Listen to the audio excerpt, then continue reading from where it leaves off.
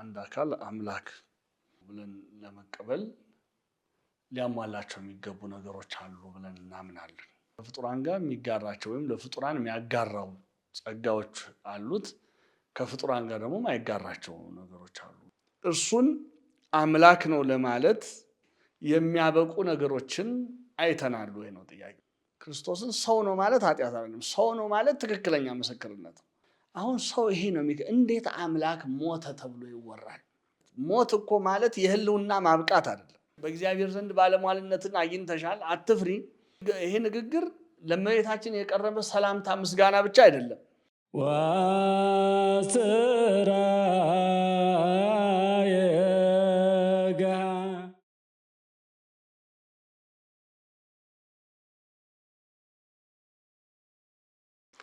ባለፈው በመግቢያው እንደተነጋገርነው እንግዲህ አንድ አካል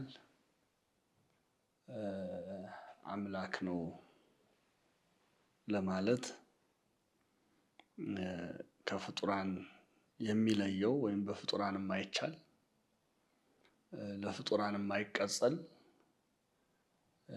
የተለዩ መገለጫዎች ሊኖሩት ይገባል።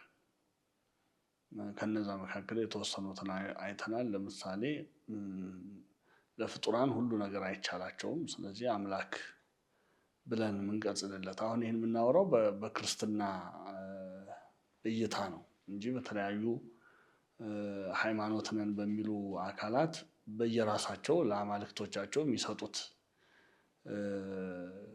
ቅጽል ይኖራል። እኛ ግን እንደ ክርስቲያን ወይም በክርስትና ውስጥ እንዳለ አስተምህሮ አንድ አካል አምላክ የሚለው ቅጽል እንዲቀጸልለት ወይም አምላክ ነው ብለን ለመቀበል ሊያሟላቸው የሚገቡ ነገሮች አሉ ብለን እናምናለን። እና የእግዚአብሔር ባህሪው አይመረመርም፣ ግን የባህሪው መገለጫዎች ደግሞ አሉ። ለምሳሌ ሁሉን ቻይነት እንላለን። ይሄ ለፈጣሪ ወይም ለአምላክ ብቻ እንጂ ለፍጡር የሚቻል አይደለም።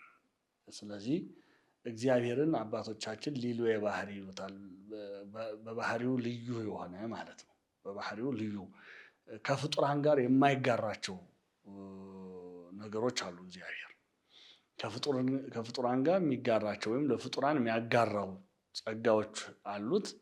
ከፍጡራን ጋር ደግሞ የማይጋራቸው ነገሮች አሉ እና ያ ከፍጡራን ጋር የማይጋራው ነገር ባህሪው ነው እና ባህሪው ደግሞ መገለጫዎች አሉት። ከነዛ መገለጫዎች አንዱ ሁሉን ቻይነት ነው። ሁሉን ማወቅ። አሁን ይሄ ኃላፊያትን መጻያትን ሁሉ ማወቅ ይሄ ለፍጡራን ከእግዚአብሔር ካልተሰጠ በስተቀር ለፍጡራን የሚቻል አይደለም። ለምን? የፍጡራን ሐሳባቸው ድንበር አለው። ከተወሰነ ወሰን በላይ ማለፍ አይችልም። እንደገና ዕውቀታቸውን ወይም ሐሳባቸውን መዘንጋት መርሳት ይገዳደረዋል። እግዚአብሔር ግን መዘንጋት የሌለበት አምላክ ነው፣ መርሳት የሌለበት አምላክ ነው። ዕውቀቱ በዚህ ተብሎ ድንበር የሚበጅለት አምላክ አይደለም እና ሁሉን አዋቂነት ሌሎችም በሁሉ ስፍራ መገኘት እነዚህን የመሳሰሉ ዘላለማዊነት እነዚህን የመሳሰሉ ለእግዚአብሔር የምንቀጽላቸው በቃ አምላክ ብለን የምንጠራው አካልን አሁን እኛ ለእግዚአብሔር እነዚህን ነገሮች አሉት ከነዚህ ነገሮች አንዱ ከጎደለ ወይም አንዱ ነገር የለም ካልን እግዚአብሔር መሆኑን ጥያቄ እናነሳለን ማለት ነው። ስለዚህ በክርስትና ማዕቀፍ ውስጥ ባለው ትምህርት አንድን አምላክ ለማለት እነዚህ ነገሮች ሊሟሉ ይገባል። በእነዚህ መስፈርቶች ስናይ ደግሞ ከእግዚአብሔር በቀር አምላክ ሊባል የሚችል ማን የለም እና አባቶቻችንም በብሉይም በሐዲስም መኑ ይመስለከ እምነ አማልክት እግዚኦ አማልክት ናቸው ተብሎ ከሚጠሩ መካከል አንተን የሚመስልህ ማን ነው? በሁሉን ቻይነት፣ በሁሉን አዋቂነት፣ በዘላለማዊነት፣ በሁሉ ስፍራ በመገኘት፣ በኃያልነት በሌላውም ደግሞ ስናይ በርህራሄ፣ በቸርነት፣ በምህረት፣ በይቅር ባይነት የሚመስልህ ማን ነው? በዚህ ጊዜ አልነበረም የሚሉት አይነት አምላክ አይደለም እግዚአብሔር። በዘላለማዊነቱ አልቦቱ ጥንት ወይ ተፍጻሜት የምንለው በዚህ ጊዜ አልነበረም የማንለው እስከዚህ ጊዜ ብቻ ይኖራል የምንለው አምላክ አይደለም እግዚአብሔር።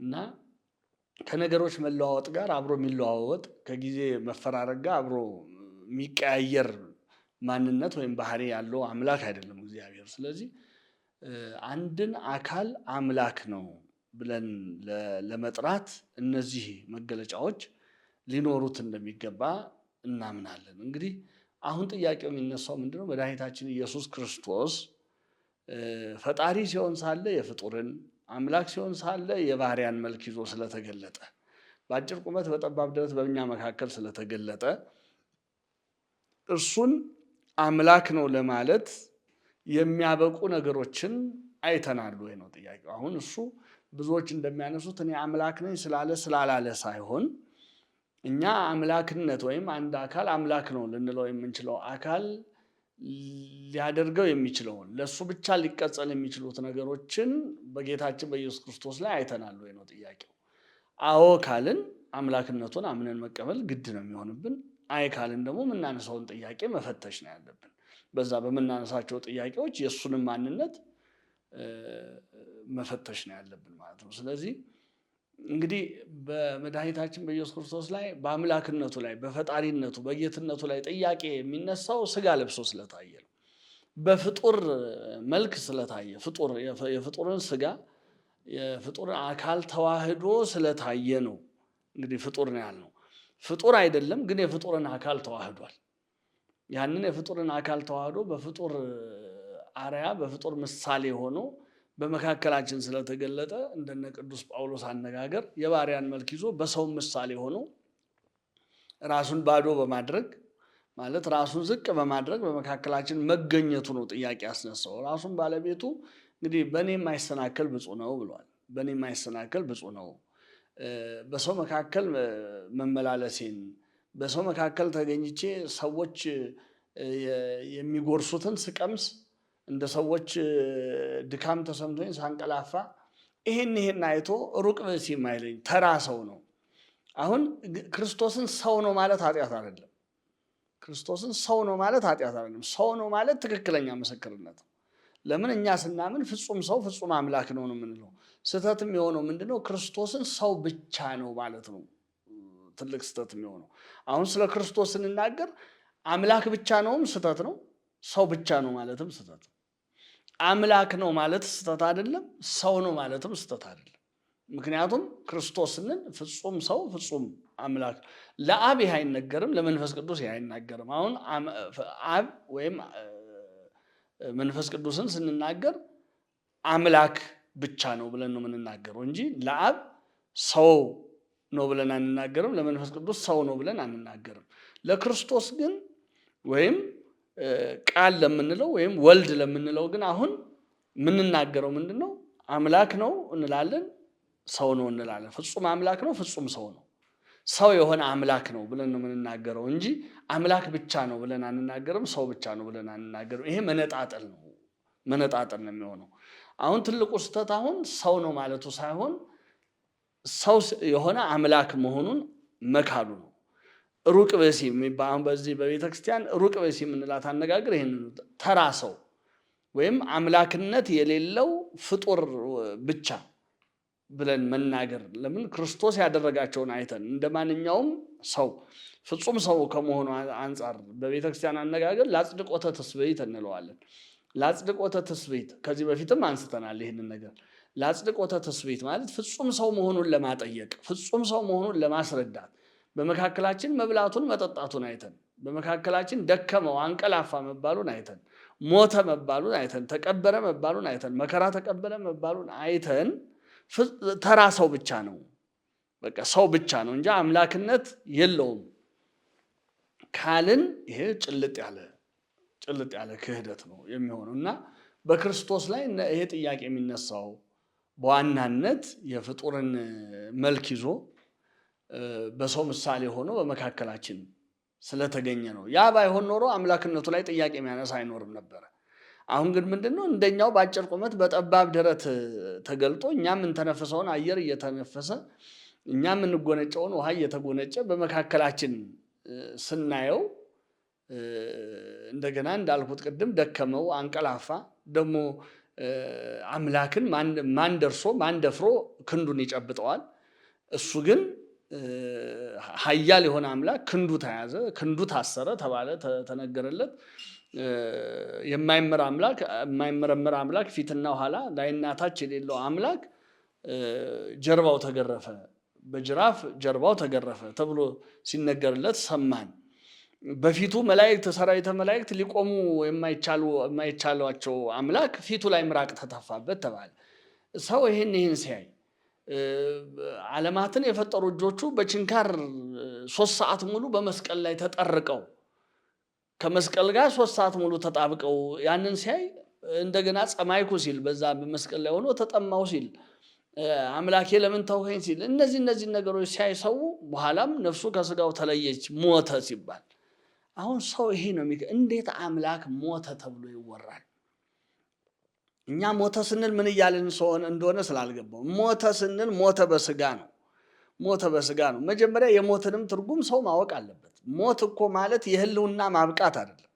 ሞት ማለት የነፍስ ከስጋ መለየት ነው። ለሰው ሲነገር ሞት ማለት የነፍስ ከስጋ መለየት ነው።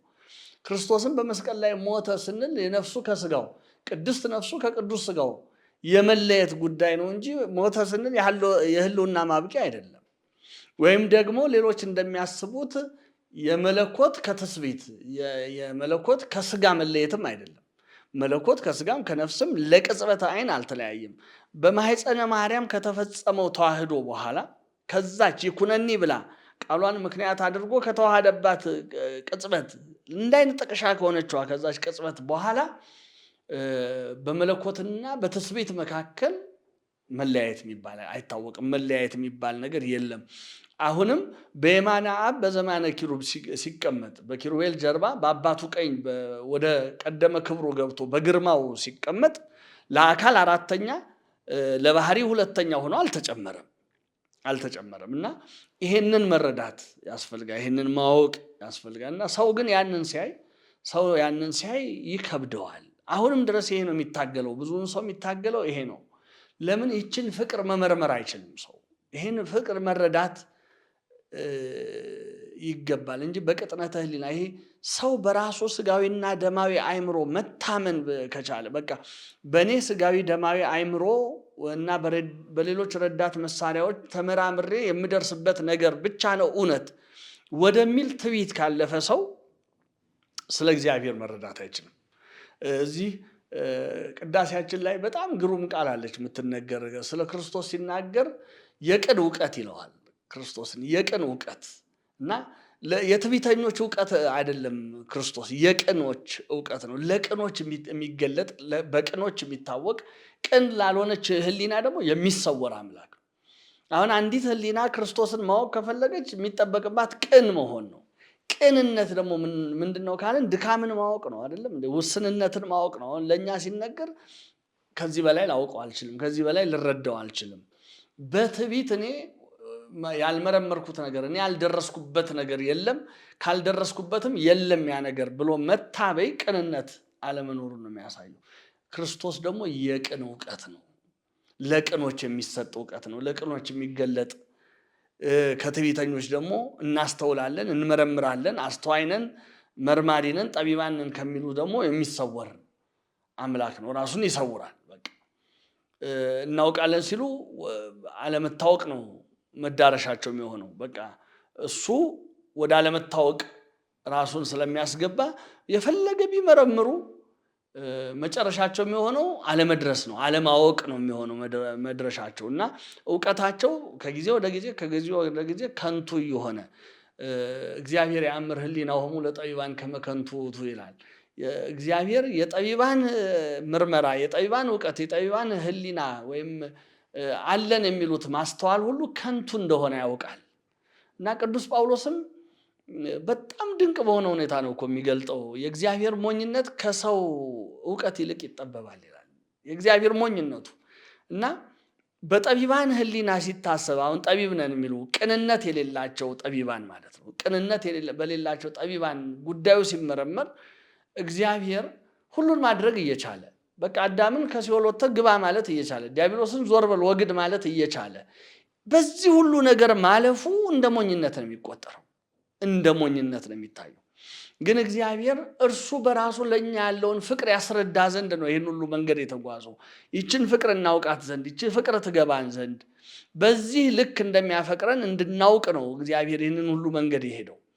ይህንን ለመረዳት ቅንነት የሌላት ህሊና ክርስቶስ ማን ነው ቢባል ማወቅ አትችልም። ምክንያቱም ክርስቶስ እንዳልኩት የቅን እውቀት ነው፣ የቅኖች እውቀት፣ ለቅኖች የሚገለጥ ቅንነት ለሌላት ህሊና ደግሞ የሚሰወር አምላክ ነው። ስለዚህ ራሱን ባለቤቱም ብሏል፣ አባቶይ ይህንን አስተዋዮች ነን ጠቢባን ነን ከሚሉ ሰውረህ፣ አዋቂዎች ነን ከሚሉ ሰውረህ ለህፃናት ስለገለጥክላቸው አመሰግንሃለሁ። ምክንያቱም ፈቃድ በፊትህ እንዲሆኗልና ነው ያለው። እንግዲህ ፈቃድ በፊትህ እንዲሆኗልና እግዚአብሔር ልገለጥ ላለው መገለጥ፣ ልሰወር ካለበት ደግሞ መሰወር የሚችል አምላክ ነው። ፊቱንም ስለ እግዚአብሔር ያለን እውቀት እኛ መርምረን የደረስንበት አይደለም። ራሱን ስለገለጥንለት፣ ራሱን ስለገለጠልን የደረስንበት እውቀት ነው። ስለዚህ እግዚአብሔር ራሱን ልሰውር ካለ ይሰውራል። እና ይቺ ጥልቅ ንግግር ናት። የቅን እውቀት የምትለዋ ንግግር ጥልቅ ነገር ናት። ስለዚህ መድኃኒታችን ኢየሱስ ክርስቶስ በሰው መልክ መገለጡን አይቶ፣ ሰው ሆኖ መገለጡን አይቶ፣ የሰውን ባህሪ የሰውን አካል መንሳቱን አይቶ ፍጡር ነው የማይለው ተራ ሰው ብቻ ነው የማይለኝ ብፁዕ ነው ሲለን ነው በእኔ የማይሰናክል ብፁዕ ነው ያለው። እንግዲህ ይህንን እንደ መግቢያ ያህል ካልን ኢየሱስ ክርስቶስ አምላክ ለመሆኑ ምልክት፣ ብዙ ምልክት በመካከላችን ትቶልናል። እዚህ የሐዋርያት ሥራ ላይ ሐዋርያት የሚናገሩት ነገር አለ። በዘመናት ውስጥ እግዚአብሔር በመካከላችን ብዙ ነገር ሲያደርግ ራሱን ያለ ምስክር አልተወም ይላሉ።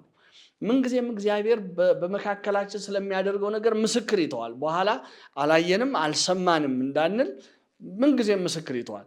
አሁን የቀድሞ ሰዎች፣ በብሉይ ዘመን የነበሩ ሰዎች ምንም አናውቅም እንዳይሉ ነቢያት ምስክር ሆነው ይነሱባቸዋል። የነቢያት ቃላቸው፣ የነቢያት ስራቸው ምስክር ሆኖ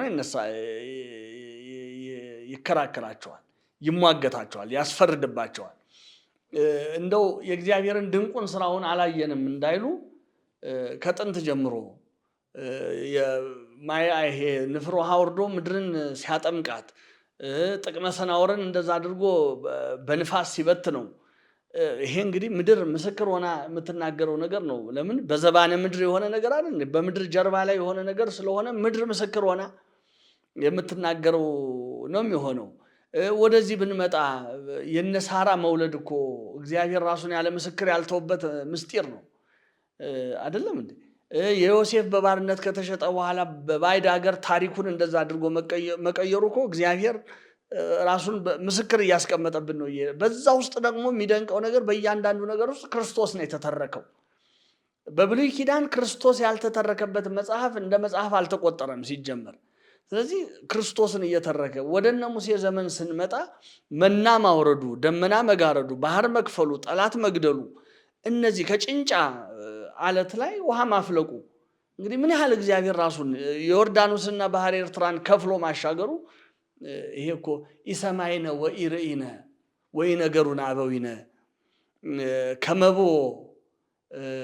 አምላክ ዘንበሌከ፣ ካንተ በቀር ሌላ አምላክ እንዳለ ይህን ማድረግ፣ አሁን የዘረዘርነውን ነገር ማድረግ የሚችል ሌላ አምላክ መኖሩን አባቶቻችን አልነገሩንም፣ እኛም አላየንም አልሰማንም ብለዋል። እንግዲህ ለምን እንደዚህ የሚሰራ ማን አለ? እንደዚህ የሚሰራ አሁንም መድኃኒታችን ኢየሱስ ክርስቶስ ወደዚህ ዓለም ሲመጣ ያደረገውን ነገር፣ እሱ ያደረገውን ነገር ያደረገ ሌላ ማን ሰምተናል? እሱ ያደረገውን ነገር ማን ሰምተናል? ስለ ሰው የሞተ ማንንም አልሰማንም። ስለ ሰው ራሱን አሳልፎ የሰጠ ማንንም አልሰማንም። ኃጢአትን ከምንጯ ያደረቀ ያለሱ አልሰማንም። ሞትን በሞቱ የዋጠ ያለሱ አልሰማንም። በተዘጋ መቃብር መግነዝ ፍቱልኝ መቃብር ክፈቱልኝ ሳይል ሞትን በገዛ ስልጣኑ ድል አድርጎ የተነሳ ያለሱ አልሰማንም። እንግዲህ ይህንን ሁሉ ተነጋግረናል ከላይ። ያለሱ አልሰማንም። ስለዚህ ማንም ሊያደርገው የማይችልን ነገር ነው እንግዲህ አምላክነቱን ሲገልጥ ያደረገው። በመካከላችን ማንም ሊያደርገው የማይችልን በማንም ሆኖ ያላየነውን ከዛም በኋላ በማንም እንደገና ድጋሚ ያልተደረገ ነገር ነው በመድኃኒታችን በኢየሱስ ክርስቶስ ላይ ያየነው። እንግዲህ ይሄን ካልን እያንዳንዱን ደግሞ እንደው በዝርዝር ለማስቀመጥ ከተፈለገ እንግዲህ መድኃኒታችን ኢየሱስ ክርስቶስ አምላክነቱን ከገለጸባቸው መንገዶች አንዱ ምንድነው? እኔ የእግዚአብሔር ልጅ ነኝ ብሎ መምጣቱ ወይም የእግዚአብሔር ልጅነቱ በብዙ መንገድ መመስከሩ። የእግዚአብሔር ልጅነቱን በሰዎች መስክረዋል። የእግዚአብሔር ልጅነቱን ራሱ አባቱ መስክሮለታል። የእግዚአብሔር ልጅነቱን መጻሕፍት መስክረዋል። ራሱም የእግዚአብሔር ልጅ እንደሆነ ነግሮናል። እንግዲህ በዓለም ታሪክ ስንመለከት እንግዲህ ታላላቅ ነቢያትን እንኳን ብናነሳ እንደነ ሙሴ እንደነ ኤልያስ ያሉ ታላላቅ ነቢያት ተነስተዋል። እንደነ ኤርምያስ እንደነ ኢሳይያስ ያሉ፣ በባቢሎንም እንደነ ዳንኤል ያሉ ትልልቅ ነቢያት ተነስተዋል። አንዳቸውም የትም ቦታ ላይ እኔ የእግዚአብሔር ልጅ ነኝ ብለው ሲናገሩ ሰምተን አናቅም። ሌሎችም አንተ የእግዚአብሔር ልጅ ነህ ብለው ሲናገሩላቸው አልተሰማም። ብቸኛ ይቺ ልዩ የሆነች ንግግር የተሰማችው መድኃኒታችን ኢየሱስ ክርስቶስ በዚህ ምድር በስጋ ተገልጦ በታየባት ወራት ነው። አንተ የእግዚአብሔር ልጅ ነህ የምትለዋ ነገር መነገር የጀመረችው። ለምን? እግዚአብሔር ልጁን ልኮ ይህንን ዓለም እንደሚያድን ነቢያት ሲናገሩ ነበር። ይሄ በእስራኤላውያን ልቡና ታትሞ የሚኖር ተስፋ ነበር። ከዛሬ ነገ እግዚአብሔር ልጁን ልኮ የቀደመ ክብራችንን ይመልስልናል፣ ከዚህ የጭንቅ ሕይወት ያወጣናል የሚል ተስፋ፣ ግማሹ በመንፈሳዊ ትርጓሜ፣ ግማሹ በስጋዊ ትርጓሜ። በስጋዊ ትርጓሜ የተረጎሙት ከዚህ ዓለም መከራ፣ ይሄ በሮማውያን በተለያየ ጊዜ ብዙ ነገስታት እየተፈራረቁ በባርነት ገዝተዋቸዋልና ከነ ስልምናሶር ጀምሮ እነ ናቡከደነጾር እነ ሰናክሬም ሌሎችም እየተፈራረቁ ገዝተዋቸው ነበር። በኋላ እንደገና ግሪካውያን እነ አንጢያኮስ መጥተው ኋላ ደግሞ ሮማውያን መጥተው እንደዛ በተለያየ ጊዜ እየተፈራረቁ ገዝተዋቸው ስለነበረ የቀድሞ ልዕልና እስራኤል የቀድሞ ልዕልና የሚመለስበትን ቀን ይናፍቁ ነበር። እንደ ዳዊት እንደ ሰሎሞን ዘመን የነበራትን የልዕልና ዘመን ይናፍቁ ነበር። ይሄ በስጋዊ ያረዳዳቸው። ለዚህ ነው ጦር አሰልፎ እንደው በፈረስ ተቀምጦ ዘገር ነጥቆ ተዋግቶ ድል ነስቶ የሀገራችንን ሉዓላዊነት ነፃነቷን ይመልስልናል ብለው አስበው ስለነበር ነው። ክርስቶስ ደግሞ ፍጹም ሰላማዊ ሆኖ ሲመጣ አባቶቻችን እዚህ በዓለ ሆሳዕና ላይ ይተረጉሙታል። ጌታችን ለምን በፈረስ አልተቀመጠም፣ ለምን በአህያይቱ ላይ ተቀመጠ ሲሉ በልማደ ነቢያት ይላሉ። በቀድሞ ጊዜ ነቢያት ዘመነ ሰላም ሲሆን ነው በአህያ ተቀምጠው መነሳንስ ይዘው የሚታዩት። ዘመነ ሰላም ሲሆን፣ ዘመነ ጸብ ሲሆን ደግሞ በፈረስ ተቀምጠው ዘገር ነጥቀው ይታዩ ነበር ይላሉ። እና እሱ ሰላምን ሊሰጠን እንጂ ለጦርነት የመጣ አምላክ እንዳልሆነ ያንን ነገር መቀበል አልፈለጉም፣ መቀበል አልቻሉም። በቃ ከቄሳር ጋር ሊያጣሉት ሊያነሳሱት ብዙ ተከታይ ስለነበረው ይህን ሁሉ ተከታይ ይዞማ ቄሳርን ቢገጥመው የሆነ ለውጥ ያመጣል የሚል ተስፋ ሁሉ አድሮባቸው ነበር። ግን አላደረገውም። ምክንያቱም እሱ ከጊዜያዊ ብዙዎቻችን ምንስተው አንዱ ይሄ ነው። ይሄ በነገራችን ላይ በአይሁድ ብቻ ሳይሆን በእኛም አምልኮ ያለ ነው። እግዚአብሔርን በአብዛኛው ከእግዚአብሔር ጋር ያለንን ግንኙነት የምንፈልገው ዘላለማዊው ለሆነ ጉዳይ ሳይሆን ለሚበልጠው ጉዳይ ሳይሆን ብዙ ጊዜ እግዚአብሔርን የምንፈልገው ጊዜያዊ ችግሮቻችንን ለማቃለል ወይም ለጊዜያዊ ችግሮቻችን መፍትሄ ለማግኘት ነው። ከእግዚአብሔር ጋር ግንኙነት በዚህ በምድር ያሉትን ነገሮች ለመፍታት እና ከዘላለማዊው ጥያቄያችን ይልቅ የሚበዛው ጊዜያዊ ጥያቄ ነው። ጊዜያዊ መፍትሄ የሚፈልጉ ጉዳዮች ናቸው እና እስራኤልም በስጋዊ አስተሳሰብ እዛ ውስጥ ነበሩ። ያንን ሊሆንላቸው ስላልቻለ ነው። የንዴት ንግግር ይመስላል። ጌታችን በተሰቀለበት ጊዜ ንጉሳችሁን ልስቀለው ብሎ እንግዲህ ጲላጦስም በፍና ተሳልቆ ይመስላል። ይሄ አባቶቻችን እንደዚህ አይነቱን ፍና ተሳልቆ ይሉታል። ምንድነው? ማፌዝ ነው የሚባለው፣ በሰው ማፌዝ እና በማፌዝ አይነት ነው። ንጉሳችሁን ልስቀለው ሲላቸው አልብነ ንጉሥ ዘእንበለ ቄሳር፣ ከቄሳር ውጪ እኛ ንጉሥ የለንም። ይሄ ንግግራቸው ራሱ የንዴት ይመስላል። በቃ እንደው ቄሳርን ገርስሶ እሱ በእኛ ላይ ነግሶ የእስራኤልንም ክብር መልሶ እናየዋለን ብለው አስበው ነበረ። ያልሆንላቸው ሲል ምን ይሄ ንጉሳችን ነው፣ ስቀለው፣ ወደዛ አንፈልግም፣ በባዶ ተስፋ ከምንኖር አይነት ነገር ይመስላል። እና እሱ ግን እንደምናየው እንደሰማነው እንዳወቅነው እንደምንኖረው አሁን የመጣው ከዘላለማዊ ጠላታችን ከዘላለማዊ ጠላት ቄሳር የፈለገ ጠላታችን ቢሆን ጊዜያዊ ነው። ወይ እሱን አረፍተ ዘመን ይገታዋል ወይ እኛን አረፍተ ዘመን ይገታናል። ምን ክፉ ነገስታት ቢነሱ ወይ እነሱን አረፍተ ዘመን ይገታቸውና ሰው ሰላም ያገኛል ነፃ ይወጣል፣ ወይም ደግሞ ሰው በየተራ አረፍተ ዘመን እየገታው ከነሱ እንገላገላለን። በስጋም ሆነ በነፍስ የማንገላገለው ጠላት ነበረን ዲያብሎስ። ኃጢአትን ምክንያት አድርጎ ሞትን ምክንያት አድርጎ የሚቆራኝ በስጋም በነፍስም የማናመልጠው ስንሞት እንገላገለዋለን ማንል በነፍስ ራሱ ተከትሎ እስከ መጨረሻው ድረስ በባርነት ሊይዘን የሚችል ክፉ ጠላት ነበረን። እሱን ነው መጥቶ ባለቤቱ ድል ይሄ አልገባቸውም ነበር። ሌሎቹ በመንፈሳዊ እይታ የገባቸው ደግሞ የእስራኤል መጽናናት በዚህ መልኩ ሳይሆን የእስራኤል መጽናናት ልዩ በሆነ መልኩ እንደሚሆን እግዚአብሔር ሕዝቡን የሚያጽናናው ከኃጢአት ቁራኝነት ከዲያብሎስ ባርነት አላቆ ያንን ተስፋ እንደሚመልስላቸው ያመኑ ደግሞ ያንን በውስጣቸው በመንፈሳዊ ምኞትና በመንፈሳዊ ናፍቆት የሚጠብቁ ነበሩ። እነሱ ሲገለጥ ለመከተል አላስቸገራቸውም። ክርስቶስን ለመከተል አላስቸገራቸውም፣ አልከበዳቸውም። እስከ መጨረሻውም እነሱ ጭምር የእሱ ወዳጆች በመሆናቸው ጠላት ሆነው ተፈረጁ እንጂ በእሱ ላይ በጠላትነት አልተነሱ እና በዚህ ሁኔታ የነቢያት ንግግራቸው ነቢያት በምሳሌም የተናገሩት በግልጥም የተናገሩት ነገር የመሲሁን መገለጥ ተስፋ ያደርግ ነበር። እንግዲህ ቅዱስ ጳውሎስ እንደውም እንደሚናገረው የፍጥረት ናፍቆት ነው የሚለው። የፍጥረት ናፍቆት የእግዚአብሔርን መገለጥ ተስፋ ያደርግ የፍጥረት ናፍቆት ነው። እንግዲህ የክርስቶስ ወደዚህ ዓለም መምጣት ለሰው ብቻ ሳይሆን የፍጥረት ሁሉ ናፍቆት ነው። እንኳን ምድራውያን ሰማያውያን ናፍቆት የነበረ ነገር ነው። ለዚህ ነው እኮ ክርስቶስ ተወለደ ሲባል ሰማያውያን እንኳን ነቅለው መጥተው ቤተልሔም አምላካቸውን ለማየት ያ ሁሉ ርብርብ የነበረው ያ ሁሉ እንደምናየው የምስጋና ጎርፍ ቤተልሔምን የከበባት አምላካቸውን ለማየት የነበራቸው ናፍቆት ነው እና የክርስቶስ መገለጥ የፍጥረት ሁሉ ናፍቆት ነው። ይህንን ቅዱስ ጳውሎስም በሌላ ስፍራ እግዚአብሔርን የመምሰል ምስጢር ያለ ጥርጥር ታላቅ ነው ይልና በስጋ የተገለጠ በመንፈስ የጸደቀ ይልና ለመላእክት የታየ ይለዋል። ለመላእክት የታየ በክብር ያረገ። እንግዲህ መላእክት እንኳን ሊያዩት የማይቻላቸውን አምላክ ማየት የቻሉት በስጋ ተገልጦ በነበረበት ጊዜ ነው እንጂ በባህሪው እግዚአብሔርን ማን ሊያየው አይችልም። ይህንን ዮሐንስ መጥምቅ አስረግጦ ነግሮናል። እግዚአብሔርን ያየው አንድስ እንኳ የለም፣ በአባቱ እቅፍ ያለ አንድ ልጁ እርሱ ተረከው ነው ያለን። ማን አላየውም እግዚአብሔርን። እግዚአብሔር አብን ያለ ልጁ የሚያውቀው የለም፣ ልጁንም ያለ አብ የሚያውቀው የለም።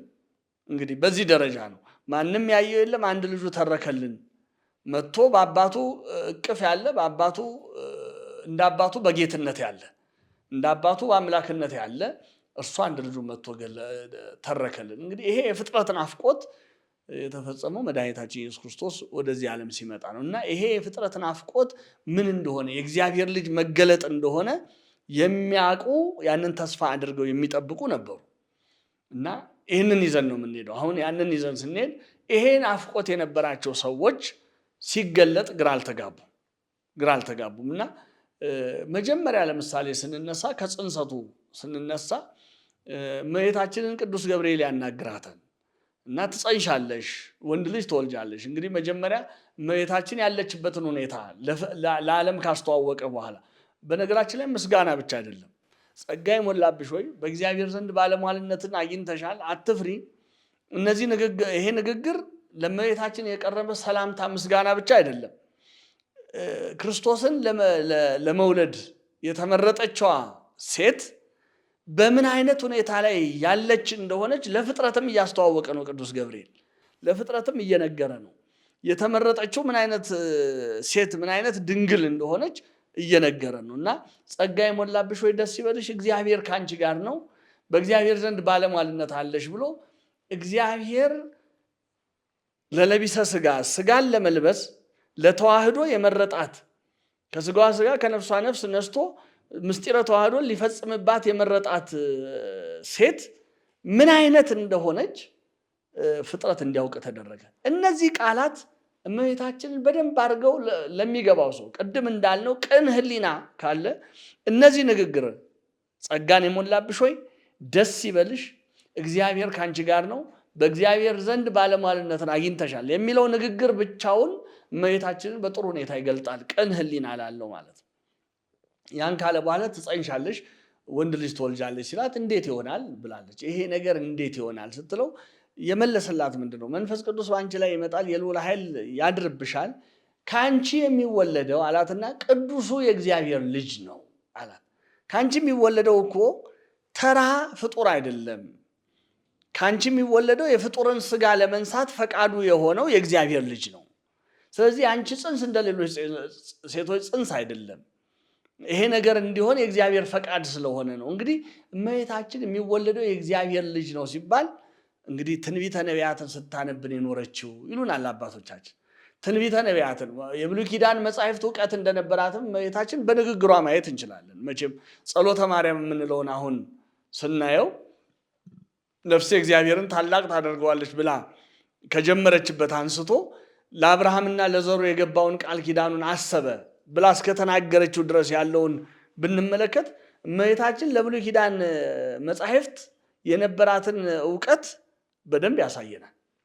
ለብሉይ ኪዳን መጻሕፍት ወይም በብሉይ ኪዳን ለነበረው ተስፋ ባዳ እንግዳ እንዳልነበረች ያሳያል የዛ የእመቤታችን ንግግርና ይህን ሲላት እንግዲህ አባቶቻችን እሷ እድሜ ላይ ደርሼ እሷ ዘመን ላይ ደርሼ እንዲህ አምላክን ትወልዳለች ወይም የአምላክ ልጅ ከእርሷ ይወለዳል፣ መሲሁ ከእርሷ ይወለዳል የምትባለዋ ድንግል ላይ ደርሼ እንደውም አባቶቻችን የኢሳይያስን ስታነብ ነው የሚሉት። እነሆ ድንግል ትጸንሳለች ወንድ ልጅም ትወልዳለች ስሙን አማኑኤል ይሉታል። ይህም እግዚአብሔር ከኛ ጋር የሚለው ማለት ነው። እሱን ስታነብ ነው የሚሉት እንደው እሷ ዘመን ላይ ደርሼ ገረድ ደንገጡር ሆኜ ባገለገልኳት ብላ ትመኝ ነበረ። አሁን እንግዲህ አይ አንቺ ራስሽ ነሽ ብሎ ነው ቅዱስ ገብርኤል እየነገራት ያለው። ይሄ ነገር እንደው ደርሻ አገልግዬ ስታያት የነበረችው ሌላ ሴት ሳትሆኝ አንቺ ራስሽ ነሽ አለና ካንቺ የሚወለደው ቅዱሱ የእግዚአብሔር ልጅ ነው። እንግዲህ እመቤታችንን ሊያሳምኗት ከቻሉ ንግግሮች አንዱ ይሄ ነው። መንፈስ ቅዱስ በአንቺ ላይ ይመጣል፣ የልዑል ኃይል ያድርብሻል፣ ካንቺ የሚወለደው ቅዱሱ የእግዚአብሔር ልጅ ነው፣ ለእግዚአብሔር የሚሳነው ነገር የለምና እንደ ቃለ ሕይወት። እንግዲህ የሚወለደው የእግዚአብሔር ልጅ እንደሆነ መጀመሪያ ፍንጭ ያገኘ ነው። እዚህ ጋር መጀመሪያ ፍንጭ ያገኘ ነው መድኃኒታችን ኢየሱስ ክርስቶስ ወይም በአጭር ስጋ በአጭር ቁመት በጠባብ ደረት የተገለጠው እርሱ የእግዚአብሔር ልጅ እንደሆነ ፍንጭ ያገኘ ነው እዛ ላይ ነው።